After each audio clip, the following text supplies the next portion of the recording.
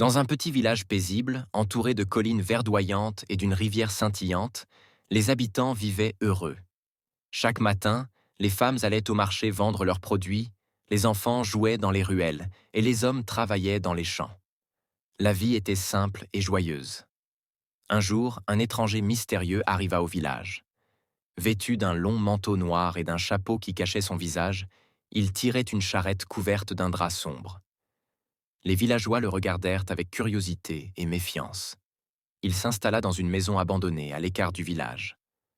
Personne ne savait d'où il venait ni pourquoi il était là, mais il restait silencieux et discret. Lorsqu'il se rendit au marché, il sortit des pièces d'or étincelantes pour acheter de la nourriture. Les villageois, fascinés par l'éclat de ces pièces, se précipitèrent pour lui vendre leurs produits. Peu à peu, l'étranger devint le centre d'attention. Son or attirait tout le monde, et bientôt, une compétition féroce s'installa parmi les villageois. Certains vendaient leurs biens à bas prix, d'autres volaient pour avoir plus à offrir. Cependant, une jeune fille nommée Fatima observait l'étranger de loin.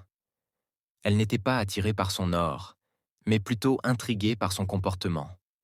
Il semblait toujours éviter les conversations et quitter le marché à la tombée de la nuit avec sa charrette.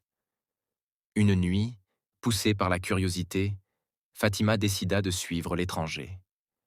Elle marcha discrètement derrière lui, traversant le village endormi et entrant dans une forêt dense et sombre que les anciens avaient là toujours interdite. Le cœur battant, Fatima continua à avancer, veillant à ne pas se faire repérer. Elle arriva à une clairière où l'étranger s'arrêta près d'un vieux chêne. Il souleva le drap de sa charrette, révélant une scène effrayante. Des corps humains empilés, et au milieu d'eux, une boîte noire qui semblait briller d'une lumière surnaturelle. L'étranger ouvrit la boîte et en retira des pièces d'or.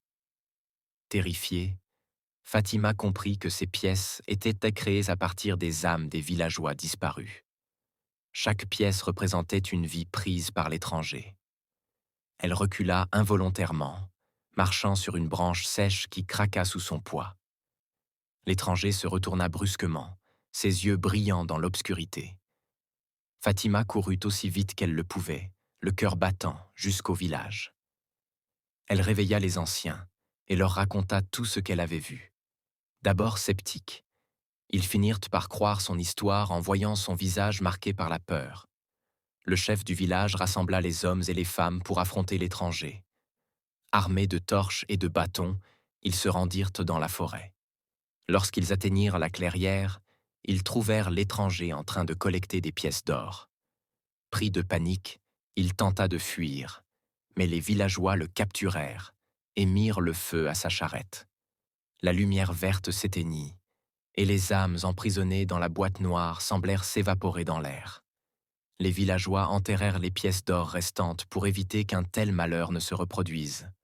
Depuis ce jour, le village retrouva sa paix.